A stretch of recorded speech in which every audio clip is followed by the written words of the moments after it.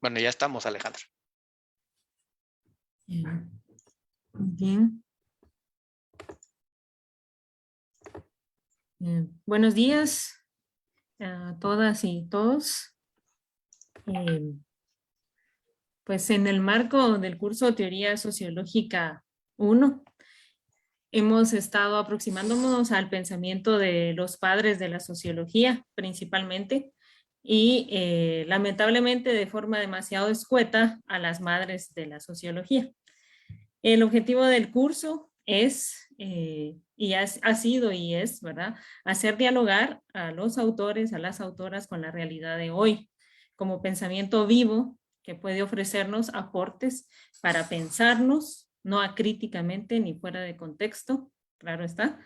Y uno de dichos pensadores es Emilio Durkheim, a quien la disciplina sociológica pues le debe mucho de la definición de su objeto, método y perspectiva epistemológica.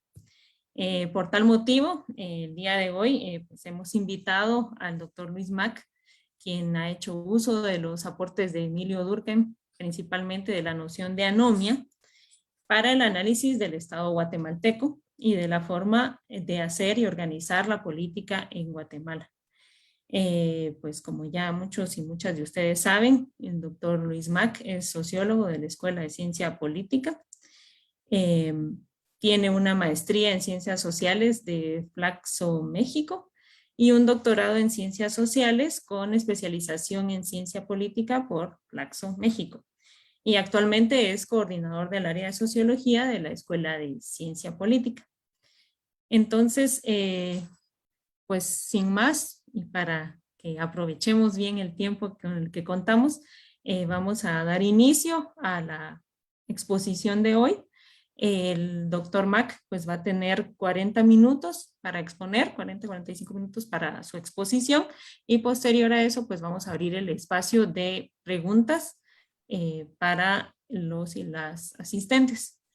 Pues les agradecemos mucho por estar aquí y también agradecemos al doctor Luis Mac por darnos de su tiempo para esta exposición.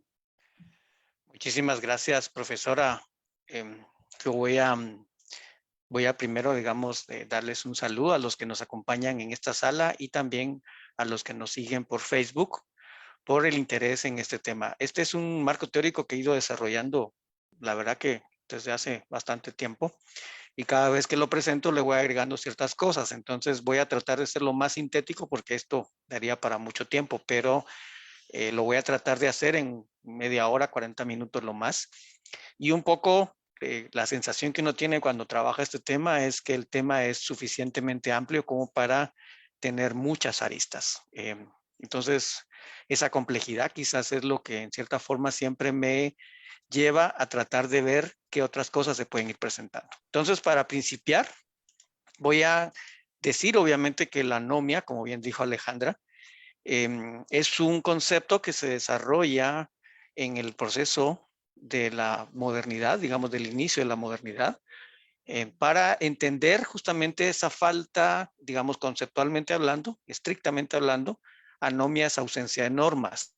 Sin embargo, la sociología lo desarrolló justamente para determinar que no era exactamente que no existieran normas, sino que las normas que existían no eran suficientemente adecuadas o efectivas para regular los comportamientos de las personas. La primera vez que fue utilizado fue en 1885 por el filósofo Jean-Marie Guyau en su libro Esbozo de una moral sin obligación ni sanción.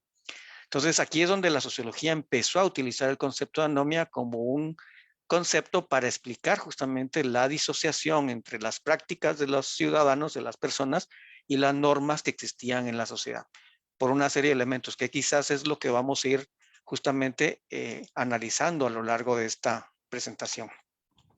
¿Por qué, digamos, se ocurre esto? Porque obviamente el primer elemento que la sociología plantea es que la parte social es un regulador ya de las conductas, porque existen normas morales y normas éticas, obviamente, que regulan el comportamiento de las personas. Y existen también las normas legales, las institucionales, la del Estado de Derecho, ahora actualmente Estado de Derecho, que en alguna medida regulan también los comportamientos. Cuando lo social y lo institucional o estructural no funciona, pues obviamente existe esta disociación entre los comportamientos de las personas y las normas que existen en la sociedad. Y lo social es el primer regulador, la parte de la familia, después la escuela y la parte de la sociabilidad representa en alguna medida un primer freno a estas normas, a este comportamiento que se sale de las normas. En primer lugar, esta disociación entre normas y prácticas se debe, la sociología lo atribuye, por ejemplo, a lo que algunos llaman falta de consenso normativo. Y el perfecto ejemplo de esta falta de consenso de normas es justamente la multiplicidad de pueblos indígenas que existen en Guatemala. Cada vez que se discute la posibilidad de reconocer jurídicamente, digamos, lo que algunos llaman el derecho de la costumbre o el derecho constitucionario, pues obviamente hay muchas voces en el ámbito del poder que se niegan a reconocer estas normas. Entonces, cuando existen normas constitucionarias que están de lado o a espaldas o paralelas al Estado de Derecho, hay, digamos, una ausencia de normas de consenso normativo, porque entonces las normas vigentes del Estado de Derecho no representan el sentir y los valores de una sociedad. Entonces, esta podría ser una primera fuente de lo que ahora se llama anomia, justamente esta disociación entre normas y prácticas. En Durkheim, por supuesto, esta ausencia de normas o esta ausencia de normas efectivas se debió justamente al proceso de especialización y división del trabajo que se desarrolló en la modernidad. El paso, digamos, justamente de la tradición a la modernidad y de la solidaridad mecánica a la solidaridad orgánica. Entonces, se dio un proceso al inicio de la modernidad justamente en donde las situaciones y los procesos de establecimiento de nuevas normas no habían tenido arraigo y las viejas normas ya habían perdido vigencia. Entonces, es en ese lapso entre las normas que están obteniendo arraigo y las normas que ya perdieron vigencia, se dio ese concepto de anomia en Durkheim. Cuando habló, por ejemplo, del suicidio, una de las causas del suicidio, según Durkheim, justamente era este lapso, digamos, y que él llamó justamente suicidio anómico. En la actualidad, más bien, la anomia es un síntoma. Según Durkheim, era un mal crónico que se caracteriza por esta falta de límites, porque si las normas no son efectivas, no hay un límite. Los ciudadanos y las personas obviamente no saben con qué normas, digamos, deben desarrollar su vida cotidiana. Y una buena parte de lo que Durkheim empezó a ver, imagínense ustedes cuando empezó la modernidad, es que esto se debía primero al afán por el dinero, al afán por la popularidad. Ahora en época de redes sociales esto se ha, digamos, potenciado muchísimo más grande, y obviamente a todo el tema del ser de poder, del de tener realmente, a todo el tema de poder en alguna medida que también ha generado realmente estas tendencias en las cuales las normas no son efectivas. Entonces, es lo que algunos llamado las tres mentiras del ego capitalista. Valgo por lo que tengo, en alguna medida esto lleva al consumismo. Si ustedes lo ven en redes sociales, por ejemplo, nadie pone un selfie en el mercado de la terminal. Obviamente lo va a poner en el área, digamos, de París o en uno de estos lugares cool, porque obviamente, y estando en el aeropuerto, por supuesto, no lo pone en una parada de autobús, porque obviamente aquí lo que se trata es de poner una ventana realmente de que yo sí tengo la capacidad de viajar y de ir a lugares que son caros.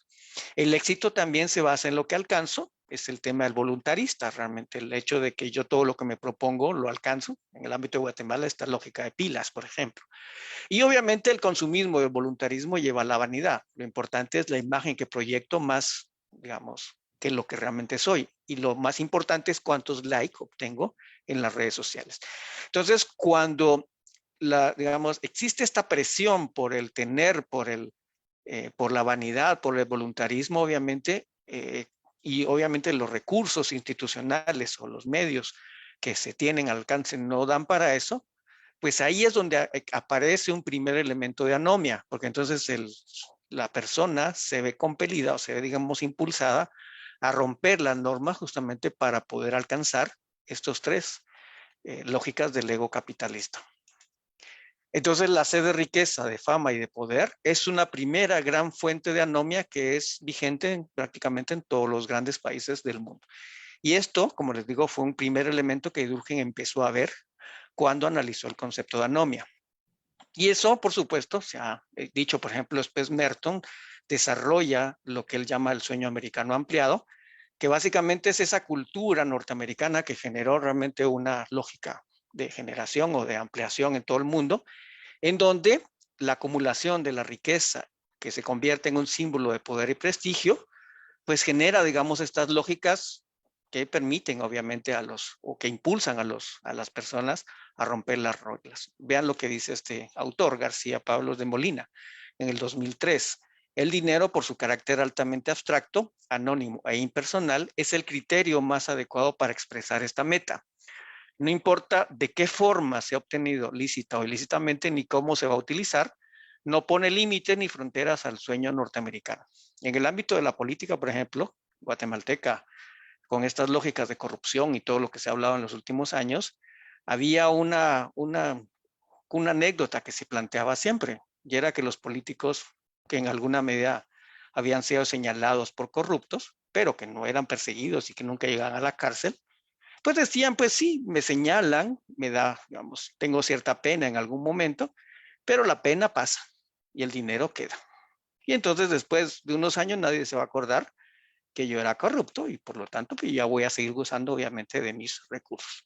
Y esto quizás es uno de los elementos en donde se plantea justamente lo que justamente Merton llama el sueño americano ampliado. Y si ustedes ponen la televisión, la radio y los mensajes que diariamente recibimos, nos llenan todos los días, obviamente, de esta orientación al consumismo desenfrenado, a esta lógica de fama, poder y riqueza, que obviamente, pues sí, según, por ejemplo, en esta película, En busca de la felicidad, prácticamente todos pueden llegar a ser felices, todos pueden llegar a ser millonarios, si se esfuerzan, si cumplen las reglas del sistema, pero eso no es cierto. En la vida diaria, muchas personas se sacrifican todos los días y no logran obtener nada. Entonces, esta es una primera fuente de anomia, justamente la tentación de romper las reglas, especialmente cuando tenemos un sistema político, y ya vamos a ver cuáles son las características de este sistema político. Entonces, en general, la anomia la había analizado la sociología clásica como una disociación medio fines. Esta separación justamente entre los objetivos que nos establece la cultura, la modernidad, el consumismo, el capitalismo y todo lo demás, y los medios efectivos con los cuales las personas pueden llegar a tener esto. Todo el mundo quiere tener, todo el mundo quiere poseer, digamos, esta imagen de éxito, todo el mundo quiere llegar a los puestos de poder, pero obviamente no todos pueden llegar, obviamente, solo es una pequeña élite que puede llegar a disfrutar de estos. Entonces el resto, por supuesto, tiene permanentemente una lógica que Durkheim llamaría un suplicio renovado. Como diría Durkheim, perseguir un fin inaccesible por hipótesis es condenarse a un perpetuo estado de descontento. Esto ha generado realmente lo que Durkheim llamó el suplicio renovado, una fuente inagotable que alimenta el crimen y la desviación social. Sin embargo, bueno, Merton había hablado justamente de que existen 4 elementos o 4 aspectos que producen, o 5 tipos de anomia, obviamente, que se desarrollan. El conformismo, la innovación, el ritualismo, el retraimiento y la rebeldía. Un poco para no explicar realmente qué es lo que significa cada uno de estos. La innovación básicamente es esta lógica en donde se persiguen los objetivos, pero por supuesto se varían los medios. Básicamente, por ejemplo, todo el tema todo el tema de productos pirata. El conformismo es aceptar las dos cosas, digamos, los medios y los fines, sin criterio. El retraimiento es básicamente no se acepta, pero tampoco se hace nada. Realmente simplemente me retraigo porque el mundo no me gusta. La rebeldía, por supuesto, es rechazar los medios y los fines. Y el ritualismo es establecer los mismos fines, los medios, pero sin los fines adecuados. Por ejemplo, cuando las personas se casan y ya están embarazadas, pues sí, se casan para cumplir obviamente la lógica de la religión, pero sin obviamente cumplir las normas que llevan a este elemento. Ahora, cuando ya hablamos, entonces la sociología originalmente había hablado de que la anomia era un fenómeno social que afectaba a los individuos por las fallas estructurales e institucionales que llevaba a esta separación medio-fin. Sin embargo, en el contexto de Durkheim y de los autores como Merton, la familia y las instituciones del Estado, el sistema, eran las encargadas de velar por que se redujera la distancia entre medios y fines. Ahora, cuando la familia y el Estado no reducen, sino aumentan la anomia, aquí es donde estamos en problema, porque ya pasa de ser un fenómeno eminentemente social y se convierte en un fenómeno político, legal, institucional y con todas las, incluso internacional. Y ahí es donde aparecen las consecuencias terribles de hablar de anomia del Estado, porque entonces la sociología no nos prepara adecuadamente para llegar a esto. Entonces, el concepto de anomia es una elevación a la complejidad, porque no solo ya existe un fondo o un sustrato que produce anomia, sino aparte las instituciones y los elementos legales que supuestamente deberían reducir la anomia, las producen. Y aquí, obviamente, es donde quizás he encontrado los grandes problemas en los últimos años para tratar de entender o desarrollar esta lógica caótica de instituciones, pero también normas sociales que producen anomia. En general, hay 4 grandes formas que se producen esta anomia. La economía, a través de la concentración de la riqueza que provoca colectivización laboral. Esto ya obviamente producía esta disociación medio-fines. En el elemento cultural, la concentración de la propiedad de los medios de comunicación, que obviamente es lo que lleva al consumismo desenfrenado y a la anomia de los deseos. El sistema político, la anulación del sistema de pesos y contrapesos, y el control institucional por el tema de nombramiento o presupuesto. Y también, obviamente, por la forma en que se desarrollan las normas, se aprueban las normas, se reforman o se aprueban las normas. Y en el sistema político electoral, pues la relación dinero-política, el famoso frase de Iván Velázquez de que ¿cómo se llama? Que el pecado original de la democracia guatemalteca era el financiamiento electoral, lleva obviamente a la captura del Estado y obviamente también a la lógica de una democracia que no es para nada democrática, valga la redundancia, sino es más bien una democracia elitista. Entonces, hay realmente 2 elementos paralelos que producen esta disociación medio-fines. Primero, el mundo de vida. Como les decía, las lógicas de las 3 egos de las mentiras del ego capitalista: soy lo que logro, orientación a la competitividad; soy lo que tengo, orientación al consumo; y soy lo que hablan de mí, orientación a la popularidad o el poder, obviamente ahora el poder de la imagen que algunos hablan a nivel de comunicación. Eso produce o tiene una relación directa con la captura del sistema, la captura y la cooptación, que tiene que ver con el financiamiento electoral, las negociaciones bajo la mesa, la anulación del sistema de pesos y contrapesos. Lleva también a una característica, porque la anomia también se instala en el ámbito legal, se instala la discrecionalidad en el ámbito del cumplimiento de las normas, y eso se basa en contradicciones, vacíos y sobre legislación. Eso, cada uno de estos elementos daría para una plática. Eso es lo que lleva a la anomia del Estado. Realmente son instituciones débiles, con funciones duplicadas y cadena de mando poco claras, deficiencias del servicio civil de carrera que genera una coyocracia, por ejemplo. Ya no es digamos, el gobierno de los mejores, sino el gobierno de los que tienen cuello. Y en el sistema mundo, pues el diseño inequitativo del gobierno mundial y el papel imperialista de los organismos multilaterales y de la cooperación internacional. Hay una lógica como de escalamiento de lo social y que obviamente se desarrolla en el ámbito del sistema. Entonces aquí es donde se hace complejo justamente el seguimiento a esta lógica de anomia que estamos presentando. Realmente a lo largo de estos años que he estado desarrollando este concepto, me he dado cuenta que hay, y aquí es donde está quizás la discusión, cuáles son las fuentes, los elementos que producen anomia.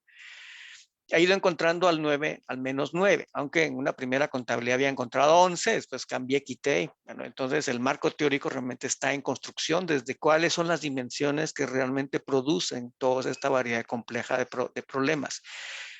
El primer elemento que descubrí, y eso que no soy historiador, justamente es que en el ámbito de lo sistémico existe un proceso histórico de formación de Estado-nación que creó ciudadanos y naciones imaginarias, lo que algunos llaman experimento constitucional histórico en América Latina. Y un poco para darles el detalle en el caso guatemalteco, la primera constitución liberal que se establece en Guatemala fue en 1825. Si ustedes recuperan esa constitución, ya desde la constitución de 1825 existía un sistema con pesos y contrapesos, con este tema, digamos, de lo que ahora es moderno, justamente la división de poderes, y existían ya gobiernos electos popularmente. 1825, háganme el favor. mucho antes que la mayor parte de los países europeos y países democráticos consolidados del mundo actual. Quizás el único, digamos, país que se salía de esta lógica era Estados Unidos, que era una democracia constitucional, por supuesto, porque ahí fue donde se puso en primera vez, digamos, en práctica todos estos elementos. Y ahí sí, por supuesto, porque la sociedad en su conjunto había conspirado, había desarrollado, digamos, estas normas. En América Latina más bien se creó por decreto, se creó ciudadanos y naciones imaginarias y eso tuvo consecuencias nefastas. Según Octavio Paz, por ejemplo, ahí es donde aparece esta lógica de quiebre entre lo formal y lo informal y lo que algunos llamarían, Octavio Paz llamaría la mentira que escaló a nivel constitucional. Entonces, la lógica, digamos, de las naciones en América Latina surgió con este quiebre entre lo formal y lo real. A nivel cultural, esta parte histórica llevó a lo que algunos llaman cultura de la transgresión. El ciudadano en América Latina es voluntarista, busca siempre evadir o minimizar el ordenamiento legal.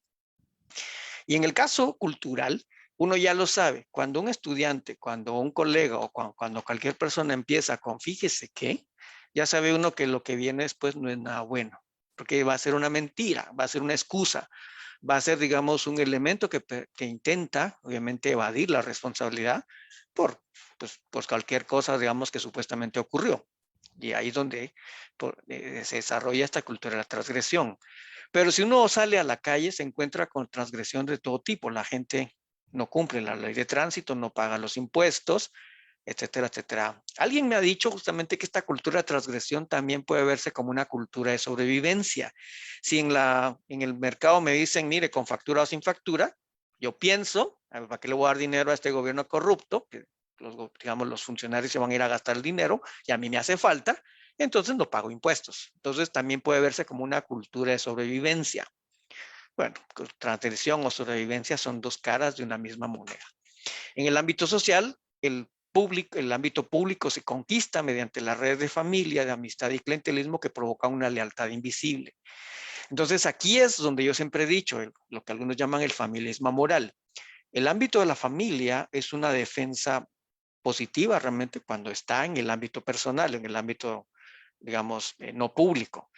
Pero cuando esa lógica de defensa de la familia o de la amistad se traslada al ámbito público, pervierte todos los elementos de inclusión universal y ahí es donde aparece justamente esta anomia social, porque entonces es lo que algunos llaman el nepotismo. Llevo a mis amigos, llego obviamente a personas que por supuesto van a responder a mi grupo más que responder a la lógica de inclusión universal. En el ámbito legal, hay un dicho que dice en América Latina, echa la ley, echa la trampa, y obviamente la ambigüedad, la contradicción y las leyes sin dientes generan un imperio de la ley sin Estado de Derecho. Aquí obviamente podríamos también tener toda una discusión con los abogados, por ejemplo, para que nos hagan explicar cómo, como bien dicen, en el ámbito público todo está prohibido, pero sabiendo los mecánicas y sabiendo a quién hablar, todo se puede. Y eso es lo genial justamente de esta lógica. En el ámbito institucional tenemos instituciones débiles, duplicadas sin recursos, sin cadenas de mando ni rango institucional adecuado. Esto también requeriría todo un estudio, obviamente, porque muchas instituciones se crean con un ámbito precario, con falta de recursos o de diseño o de una serie de problemas que hace que realmente tengan mucha dificultad para cumplir estos adecuados elementos. Obviamente, este diseño precario no afecta a todas las instituciones. La hipótesis aquí es que solamente afecta a las instituciones de la inclusión universal, digamos, a las instituciones, por ejemplo, de salud, educación, vivienda, infraestructura. Por supuesto, porque pues, las élites no necesitan de estas instituciones. Por ejemplo, ¿por qué el sistema de salud está tan precario? Porque pues, los ricos o los que tienen recursos se van a vacunar al extranjero, se van a curar a Texas, etcétera, etcétera. Tienen, si en dado caso, sus sistemas, sus seguros, y pueden ir obviamente al Hospital La Paz o al Hospital Centro Médico o cualquiera de estos hospitales. Entonces, realmente la élite media y alta no necesitan al sistema de salud y por lo tanto, pues los que pobres, digamos, que vayan a sufrir ahí, por supuesto. En el ámbito económico, pero por supuesto, las instituciones que preservan el tema económico, por ejemplo, el Banco Mundial, el Banco de Guatemala o el INTECAP, esas son instituciones de primer mundo. Obviamente esas sí son fuertes. Y obviamente las instituciones también como el ejército, que son sumamente fuertes, las de represión, por supuesto, pero las que están encargadas de la sociabilidad y de la repartición de los bienes y recursos, hacer cumplir justamente esta lógica de la Constitución de que el Estado garantiza el bien común, eso, por supuesto, funciona muy mal. A nivel económico, leyes que concentran el poder económico. Y realmente aquí aparece este concepto de instituciones extractivas, por ejemplo, o de capitalismo de cuate, que desarrolló, por ejemplo, el libro este de Por qué fracasan los países de los economistas Acemoglu y Robinson. En el nivel administrativo, existen disposiciones y procedimientos que son obsoletas. Por ejemplo, una serie de procesos de compras y contrataciones en el Estado que son obsoletas y que obligan a una solución informal que afinca la discrecionalidad del jefe de turno. Esto es lo que algunos llaman el ritualismo formalista. El Estado está lleno de normas absurdas, ridículas, que no cumplen su cometido. Pero, por supuesto, a pesar de eso, como bien diría el dicho, todo está prohibido, pero todo se puede sabiendo, digamos, el camino correcto o el atajo correcto. A nivel político, la ley realmente no sirve para regular a todo el mundo, solamente sirve para el enemigo. Y el caudillismo entonces se convierte en una institución. El concepto aquí es neopatrimonialismo. Ya no es el patrimonialismo de Weber, donde el caudillo, el jefe patrimonial es el que tiene el dominio, sino el neopatrimonialismo, porque es un patrimonialismo que se da bajo el amparo o bajo el ropaje del Estado de Derecho. Y eso es lo más genial. Todo está prohibido, pero todo se puede si el caudillo lo quiere. A nivel electoral, que eso es lo que la une las últimas dimensiones que he agregado, el sistema electoral se convierte en la gran trampa que reproduce todo el personalismo político. Entonces, ¿cuál es la gran amenaza en los próximos meses o años para Guatemala? El proceso electoral del 2023. Porque no es posible que sigamos diciendo renuncia, renuncia, Yamatei, renuncia a no sé quién, porque el sistema va a producir otra vez un nuevo caudillo y una nueva persona, obviamente, al que le vamos a pedir que renuncie. Entonces, quizás la gran amenaza que impide la transformación de todos los demás ámbitos es obviamente el ámbito electoral. Y aquí es donde está lo que yo llamo una sociedad que es imposible de cambiar. ¿Por qué? Porque tiene una lógica tan abigarrada, tan compleja, que por supuesto, a ver, ¿por dónde empieza usted? La gran pregunta que me hacen a mí siempre es, ¿por dónde hay que empezar a cambiar la lógica? O digamos a Guatemala. Bueno, sí, usted puede cambiar a nivel legal, cambiar leyes, por supuesto, pero si no cambia el entorno social, cultural, institucional, económico, administrativo, político, electoral, pues sí, los cambios a nivel legal se van a quedar atrapados en esta lógica anómica que produce anomia desde diferentes procesos y por lo tanto es el famoso agotapardismo. Hagamos cambios en todo para que todo siga exactamente igual, para que la anomia no se combata, sino más bien se siga reproduciendo. Y ahí es donde tenemos todo el fracaso de proyectos de cambio que hemos tenido en los últimos años. Y aquí es donde tendríamos que tener este mapa de transformación. ¿Cómo le hacemos? Por ejemplo, la parte histórica y cultural son procesos de cambio a largo plazo. Ahorita deberíamos de haber aprovechado el bicentenario para reflexionar esta lógica de quiebra entre el país real y el país legal que creamos desde el inicio del Estado-Nación guatemalteco. Y no, más bien las élites la aprovechaban para decir orgullosos de ser guatemaltecos. ¿Orgullosos de qué? De esta anomia que se ha reproducido y esta lógica absurda que en alguna medida caracteriza a Guatemala, pues desaprovechamos obviamente esta gran oportunidad para reflexionar lo que hemos sido y lo que hemos hecho mal en estos 200 años. Entonces, realmente existen dos grandes fuentes o elementos o procesos de la anomia. A nivel de lo social, la anomia histórica, este quiebre entre lo real y lo formal, creó o alentó el familismo moral y la cultura de la transgresión. Y en la ruta de la captura del Estado, el neopatrimonialismo, que realmente es el reino de los caudillos, produjo leyes que están hechas para el enemigo. Esto capturó al Estado en el diseño institucional precario, produjo una serie de normas administrativas ritualistas que están completamente desligadas de su fin, un régimen híbrido, que esa es la última parte, la anomia electoral, que es la que sigue reproduciendo y afincando el caudillismo, y todo esto básicamente para producir lo que algunos llaman el capitalismo de cuates, grandes fortunas que obviamente se amparan en esta lógica y entonces el Estado se convierte en una gran pues piñata que hay que romper y que hay que favorecer obviamente para seguir profundizando, obviamente, este elemento de disfunción que es tan ampliamente conocido para el caso guatemalteco. Entonces, la parte social y cultural y la parte institucional son dos grandes procesos paralelos que hay que, obviamente, trabajarlos de manera sistemática. Entonces, ya para ir cerrando, a nivel macro tenemos ciudadanos y sociedad por decreto, que es lo que justamente se llama esta lógica de mentira constitucional, leyes confusas, contradictorias y sin dientes, que es el tema anomia legal, el régimen híbrido, que es obviamente la trampa electoral, a nivel meso, instituciones debilitadas, diseño y administración ritualista, la ley para el enemigo y captura regulatoria por parte de los intereses económicos. A nivel micro, la cultura de la transgresión, las redes de inclusión y el ritualismo administrativo formalista. Si ustedes se dan cuenta, pues la anomia se reproduce prácticamente en todos los niveles de la sociedad. Y eso es lo que hace tan complejo justamente analizar o desarrollar la lógica o el proceso de anomia. Bueno, ya con esto ya estamos listos para entrar directamente a qué es el estado anómico. Un estado que lejos de ser garante de la paz y de la seguridad pública, constituye, por el contrario, en una fuente particular de desorden y de inseguridad para los ciudadanos. Y yo siempre, un poco para hacerlo así de forma coloquial, en los años 60, 70 había un programa que se llamaba El Chavo del Ocho y siempre había este personaje, el Chapulín, que siempre tenía alguien siempre es alguien, cuando alguien tenía problemas y decía, oh, ¿quién podrá defendernos? Salía diciendo yo. Supuestamente era el héroe que defendía a los que no podían. Bueno, ese símil es cuando el Estado se convierte en anómico, cuando el ciudadano tiene problemas, cuando, digamos, se ve enfrentado a la delincuencia, cuando tiene problemas de salud, cuando anda buscando trabajo, pues realmente el Estado no le va a responder, a menos que tenga cuello, a menos que sepa a quién llamar. De lo contrario, la desestructuración del Estado permite que los ciudadanos de a pie se sientan desamparados. Y eso es justamente lo que lleva a una sociedad que está de espaldas al Estado y un Estado que está de espaldas a la sociedad.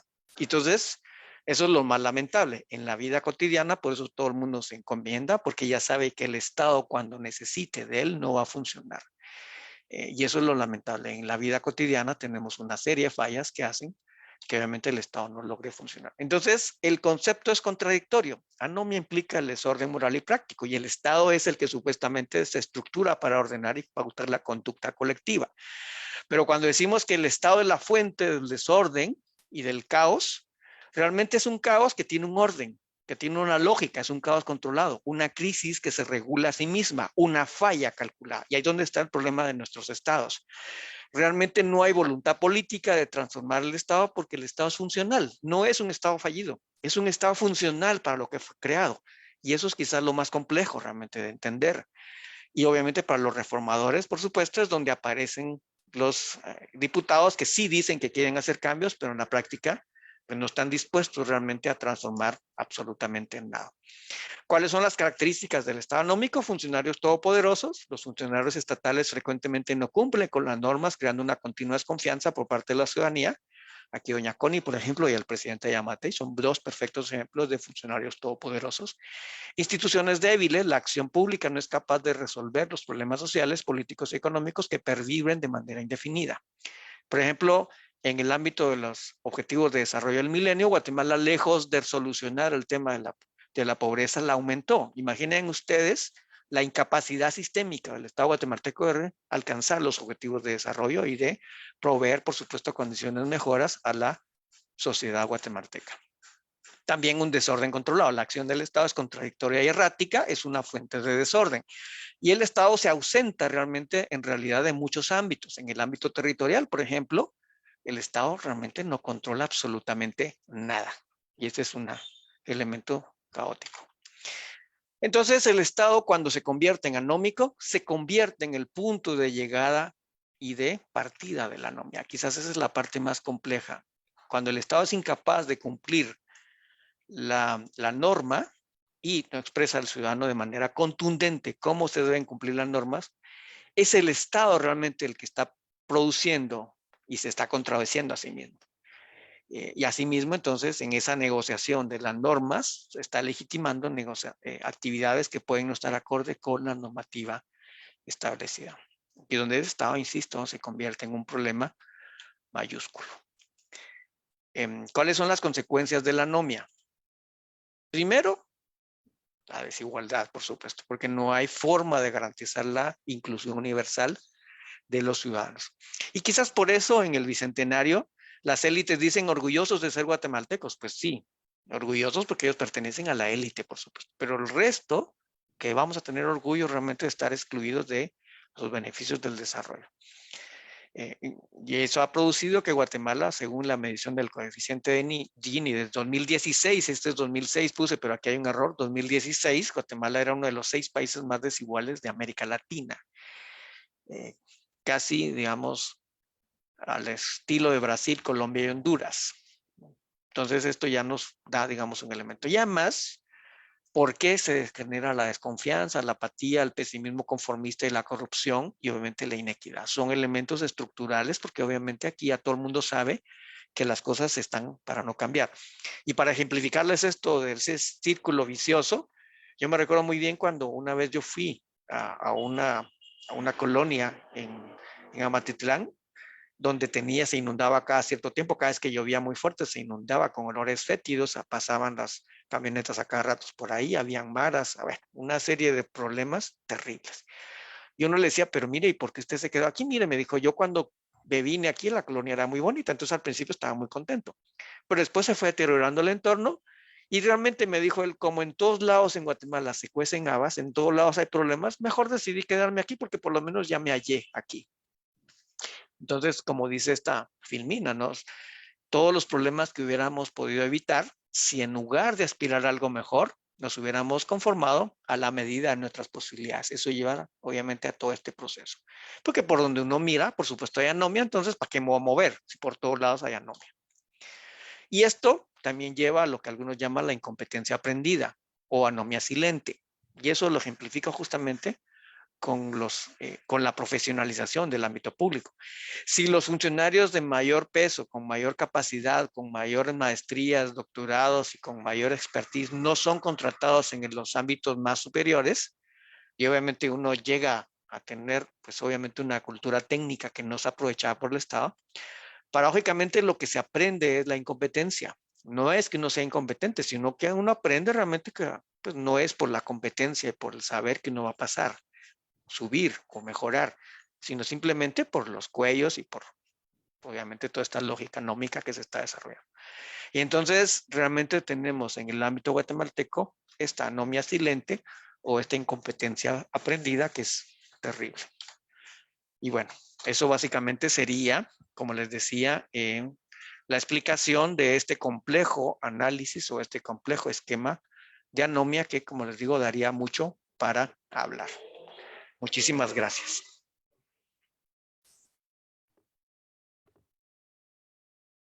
Muchas gracias, doctor Mac.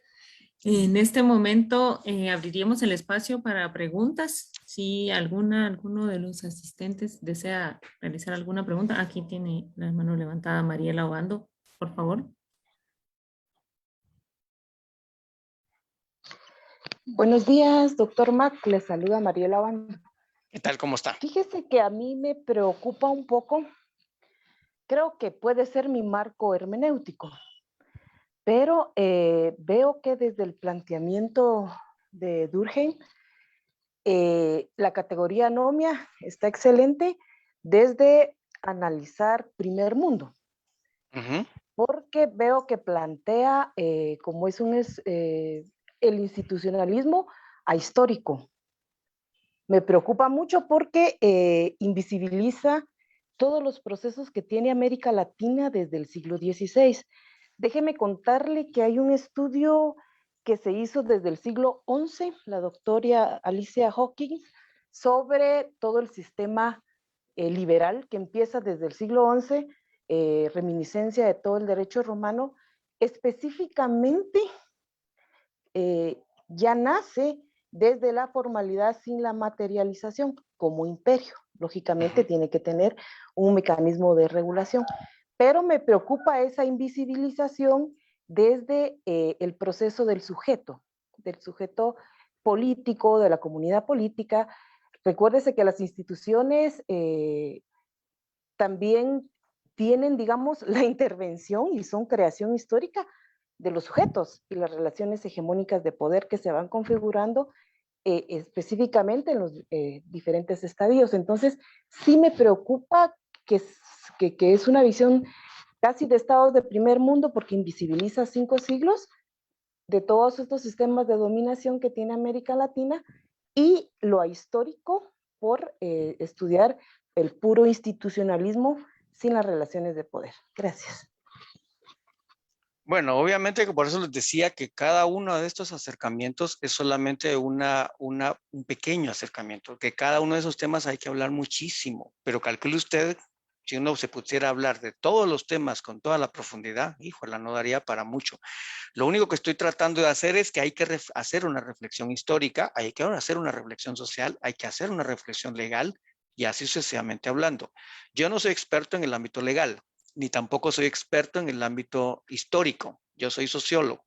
Entonces, por supuesto, ahí podríamos obviamente seguir desarrollando esta lógica con los especialistas en cada uno de los campos. Entonces, no es que se invisibilice, es simplemente que se está señalando que ahí hay una reflexión que hay que hacer. Así que yo pues, no quisiera entrar en discusión con usted porque usted probablemente sabe muchísimo más de este tema que yo. Yo simplemente estoy señalando que esa es una fuente de anomia. Carlos. Bien, buenos días. Yo recuerdo que cuando era estudiante en psicología, nos comentaban, cuando hablaban sobre este tema y lo ejemplificaban, fue cuando se dio un caso ahí sí que muy paradigmático para el terremoto de 1976, cuando varios compañeros, mis docentes, fueron como estudiantes ellos a su vez a intervenir o a participar dentro de los procesos de rescate de víctimas y principalmente a dar tratamiento a las personas que estaban afectadas por haber perdido un familiar. Y nos comentaban directamente esto de la anomia cuando el muerto estaba en la mesa de la cocina y las personas convivían, comían alrededor y como si no hubiera los rituales de las normas que implicarían sería el velorio y todas las otras que nosotros socialmente hemos aprendido, pero estas las veían como una forma natural que estuviese ahí el muerto y no había otras condiciones más que la vida rutinaria, ¿no? Entonces, ese estado de anomia en el que llegaban la gente, las familiares, y no pensaban, ya llevan 2 días de tener al muerto en la mesa del comedor y continuaban, pues entonces ahí era una forma de atención propiamente que los compañeros les daban, ¿no? Pero esta parte también, que es así un caso, como decíamos, bastante dentro de la psicología social, bastante paradigmático, también tendríamos que hablar en otros casos de la anomia, cuanto también yo creería que, como vos mismo decís, que hay momentos o hay élites o subgrupos o corporaciones que ellos sí manejan sus nomos, sus propias normas, y entre estas, obviamente, dentro de la misma élite económica, pueden tener como clase social ciertas normas y ciertas libertades anárquicas en algún espacio de laissez-faire, hacer lo que, ya que les dejen plenamente hacer lo que se les dé la gana, ¿no? Y de esa cuenta, a veces cuando entran a un nomos a unas normativas dentro del resto de la sociedad, entran en conflicto los niños del bien que han hecho y deshecho lo que han querido. Entonces es parte que también es un tema interesante sociológicamente hablando. Y ya en el tema político, hay otros ejemplos interesantes, es cuando se le da la autonomía a las municipalidades y las municipalidades, recordate que tienen también los 3 poderes, ¿no? Entonces, como ellos tienen sus mismos 3 poderes, tienen su ejecutivo, su legislativo y su judicial, entran a veces en colusión con el modelo estatal general, ¿no? Entonces, eso también ha dado pie a esas dos, tal vez a unas normativas que puedan ser en un momento paralelas y que el ciudadano va a tratar de ver en qué momento puede saltarse y evitar el castigo en lo más posible, ¿no? Porque también pasa que cuando se abre lo del derecho consuetudinario o de los pueblos indígenas, también hay personas que han planteado, o sea, me conviene más que me juzguen en el derecho indígena, pues los castigos son menores, ¿no? Entonces, todas estas creo yo que también en alguna medida pueden dar algunos ejemplos de lo que estabas planteando, y gracias. Gracias, Carlos.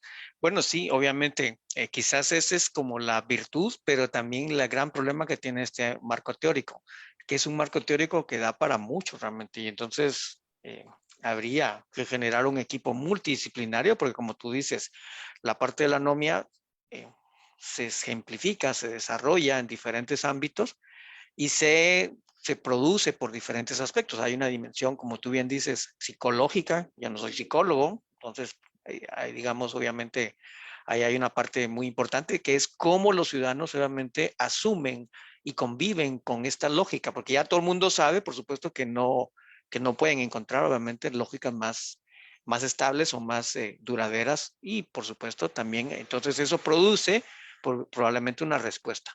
Y es justamente esto que de alguna medida se llamaría la cultura o la lógica silente realmente. Eh, Respuestas desviadas, respuestas que son absurdas o respuestas, digamos, que desde otros marcos teóricos no se logran entender. Hay dimensiones económicas, hay dimensiones políticas, hay dimensiones legales. O sea, eso es justamente quizás la parte más compleja del concepto, porque es una maraña realmente de elementos que van interactuando de manera sistemática y que, por supuesto, en la práctica solo uno lo ve como una suerte de caos, porque no logra entender, obviamente, cuál es la dinámica que está atrás de todo esto. Por eso es que se empezó a crear este marco teórico justamente un poco para ir separando los elementos y tratando de identificar que no es una anomia, realmente estamos hablando de anomias, diferentes manifestaciones, diferentes aspectos. Pero la parte más preocupante es que el Estado en su conjunto, lejos de reducir todos estos problemas, se convierte en un problema adicional.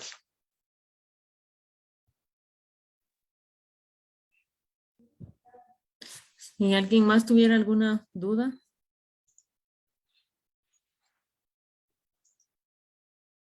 O si, no sé si en el Facebook Live usted puede ver. Vamos a ver qué dicen los en el Facebook Live, si es que lo están siguiendo. Vamos a ver. Bien, dicen, las élites también son intencionales, aunque el Foro Económico Mundial ya quitó el mensaje, su papia que decía, no tendrán nada, pero seréis felices para reflexionar, dice. El fin justifica los medios, lamentablemente, y básicamente esos son los 3 comentarios que aparecen en la página.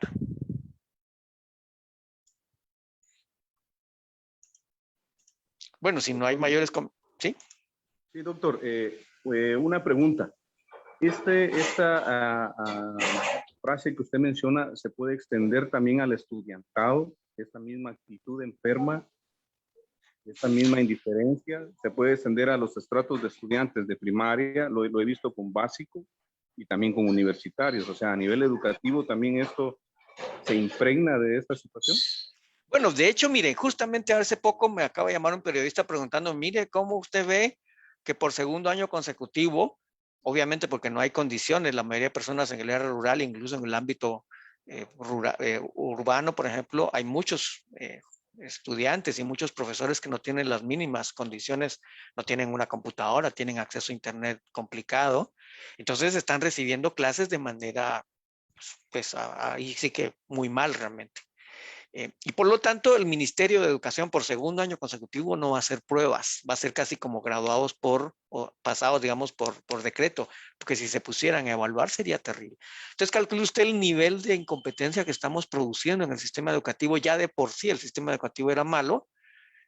Con esta pandemia justamente estamos ampliando realmente la deserción, la incompetencia. Van a tener títulos, van a tener obviamente un certificado que les digan por aprobó primero, segundo, cualquier grado, y no van a tener las competencias adecuadas. Calcule usted lo terrible que es eso. Pero entonces sí, lamentablemente esto puede caracterizar muchos aspectos realmente. Calcule usted, por ejemplo, los jueces que tienen que estar dictando estos elementos, o los periodistas que tienen que trabajar, realmente cualquier profesión realmente que está metida en esta lógica. Yo le pongo un ejemplo, por ejemplo, cuando yo estaba en una institución del Estado que tenía que hacer informes cada cierto tiempo y presentaba los informes, y pues sí, se acumulaban ahí porque no había posibilidad, capacidad realmente de la institución donde yo trabajaba de asumirlas. Y varias veces me pasaron como analista que estaba haciendo técnico de algunas cosas, ciertas consultorías de personas así muy renombradas que habían sido contratadas y que a mí me tocaba evaluarlas. Y cuando yo decía, mire, esto no llena las condiciones mínimas, para principiar tiene un alto copy-paste. Y lo que me respondían los jefes es, mire, pague, digamos, no diga nada porque primero no se puede decir nada y segundo, eso ya se pagó. Entonces solamente es un informe que va a validar lo que ya está hecho. Calcule usted, que si esas son las indicaciones, realmente yo no duré mucho en esa institución porque me estaban pidiendo que yo evadiera mi saber técnico para poder, digamos, validar ciertas cosas. Si eso es lo que te piden los jefes, pues eso es incompetencia aprendida. Eso es justamente una actitud asilente. Eso es justamente un elemento que lleva a que todo el mundo se enferme culturalmente y socialmente hablando. Entonces la mediocridad se convierte en el elemento, por supuesto, que se reproduce en el sistema. Carlos. Gracias. Me recuerda la frase y creo que también te puede servir. No me digas qué conoces, sino a quién conoces, ¿no? Que obviamente es parte de este mismo argot. Pero siguiendo al compañero, yo recuerdo que un tiempo, hace más de unos 15 años aproximadamente, daba clases en una sede regional de una universidad privada y había un pueblo que es famoso, entre ellos mismos se autodenominan como gitanos.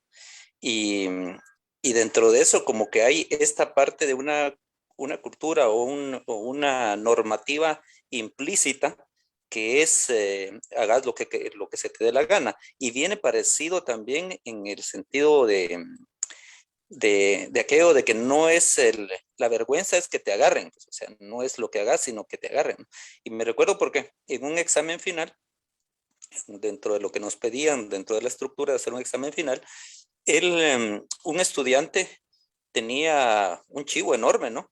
Y al momento de habérselo quitado, él estaba indignado y molesto contra mí por haberlo evidenciado, pues. O sea, no por el mismo hecho de lo que hizo, sino que yo era el culpable hasta cierta forma de lo que estaba él haciendo. Pues entonces, ahí esa parte, a esos niveles también, que en alguna medida se ha visto, también he visto en algunos estudiantes, también en San Carlos, ¿no? Pero en menor medida, pero es algo que ilustra también esto, o sea, esa misma descomposición al dejar hacer y dejar pasar en muchos campos que se le han tomado a todos los niveles, ¿no? Gracias.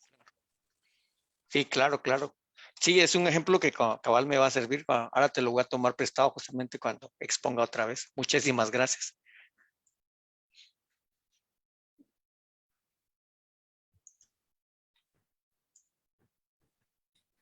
Yo solo quisiera hacerle una pregunta.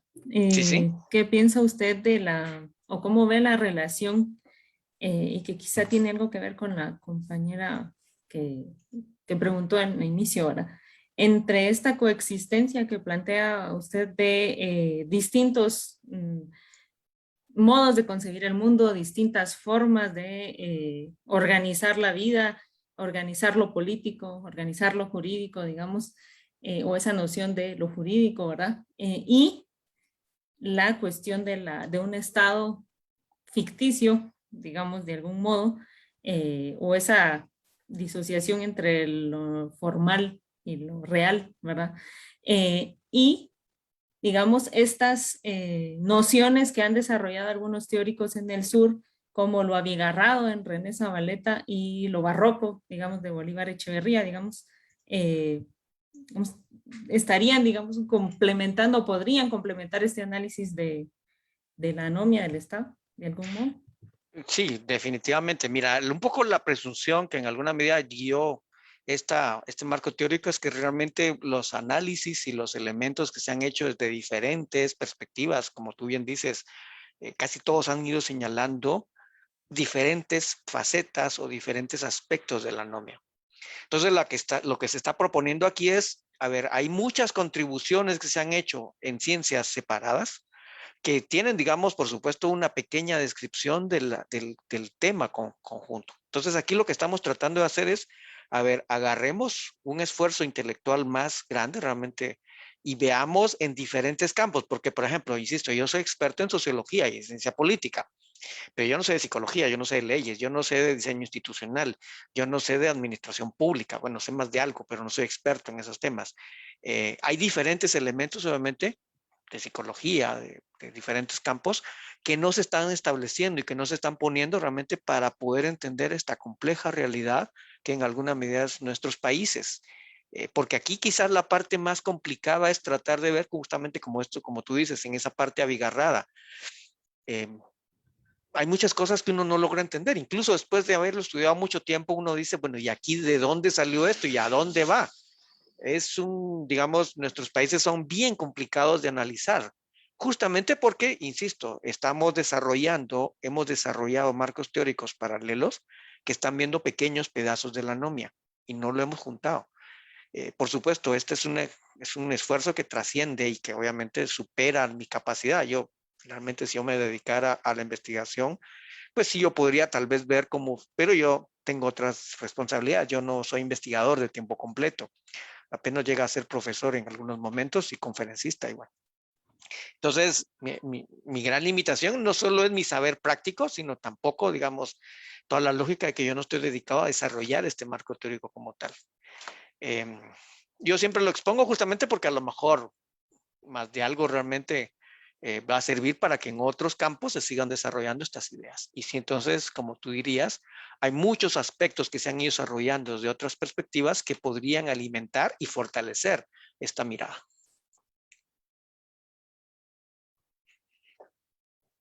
Gracias, doctor. ¿Alguien más tiene alguna duda, pregunta?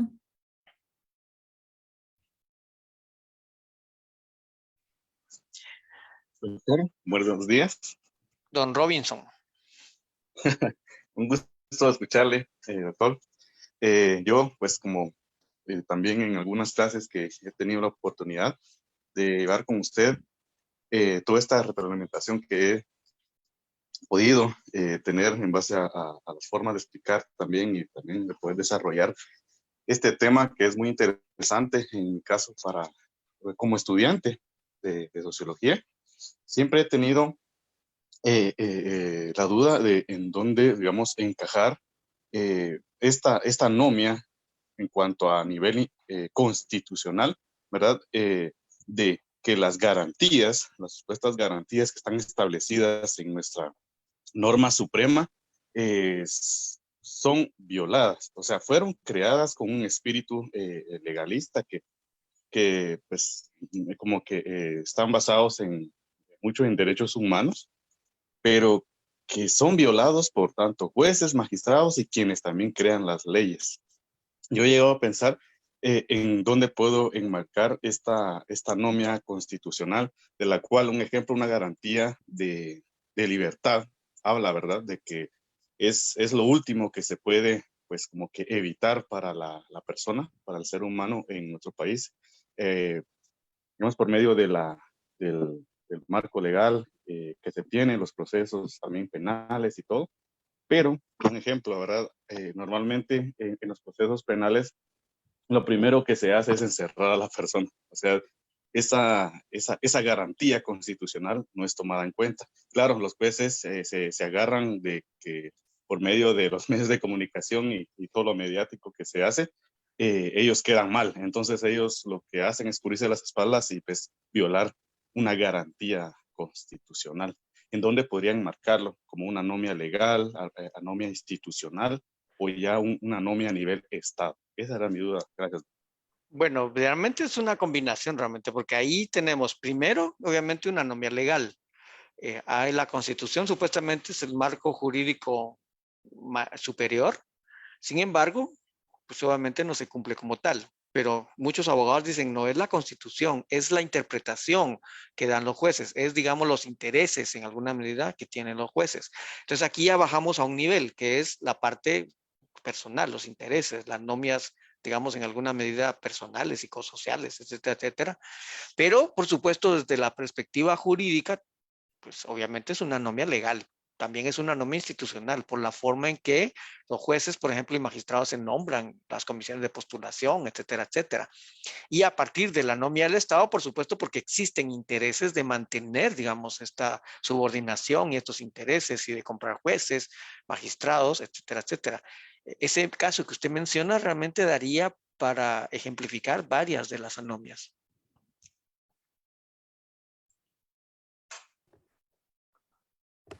Hay una pregunta acá en el chat de Ernesto Álvarez que dice, ¿qué podemos hacer como sujetos? ¿Tomar protagonismo ante la anomia social auspiciada por la clase política retrógrada de nuestros países?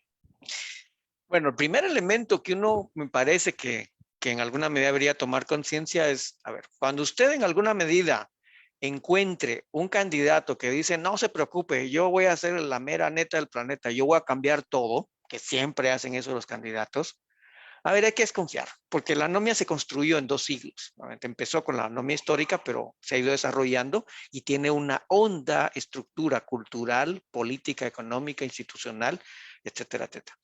Entonces, el primer elemento que nos debe hacer conciencia de esta cuestión es que esto se ha ido construyendo por muchas décadas. La corrupción no es del gobierno Yamatei, no es del gobierno de Jimmy Morales, no es de personas en particular con nombre y apellido, es de un sistema que está alentando todo este elemento, en donde hay un montón de cómplices. La misma sociedad civil probablemente que está tratando de hacer cambios, probablemente está tratando de hacer cambios de manera anómica.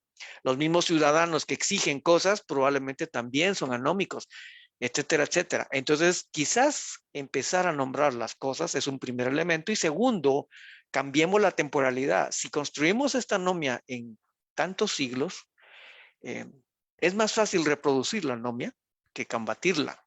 Entonces, eso también es otro elemento. A ver, tomemos conciencia que esto no es de la noche a la mañana.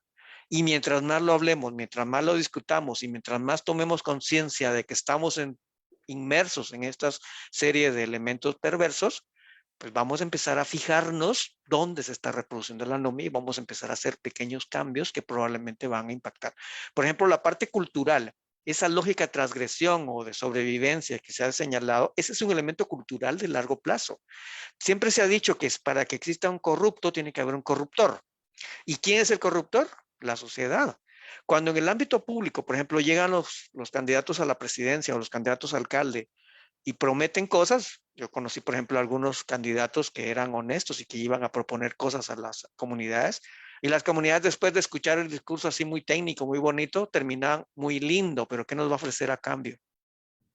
Entonces la gente tampoco, digamos, muchos de los ciudadanos votan por las razones equivocadas y se dejan convencer por los políticos por las razones equivocadas. Aquí no hay solamente víctimas, aquí también hay una complicidad, digamos, de muchas partes.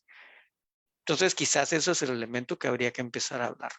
No solo es clases políticas retrógradas, también hay ciudadanos retrógrados, también hay sociedad civil retrógrada, y así sucesivamente hablando. Es un campo, es un elemento mucho más complejo.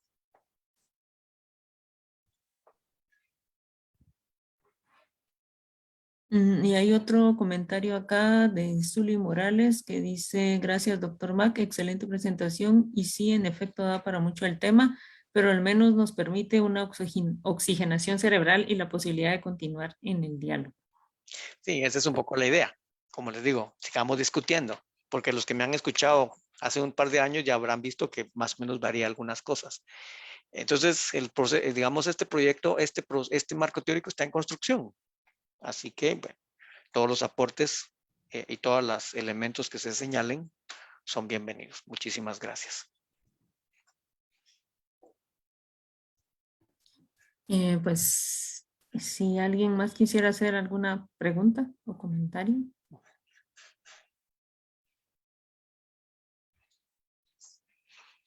Si no, vamos a ir haciendo el cierre. Vamos a ir primero, digamos, agradeciendo a los que nos han acompañado en esta sala, pero también a los que nos han seguido por la página de Facebook, obviamente para el interés en este proceso. Voy a ir haciendo el cierre de la página. No sé si tienes algunas cosas que decirnos.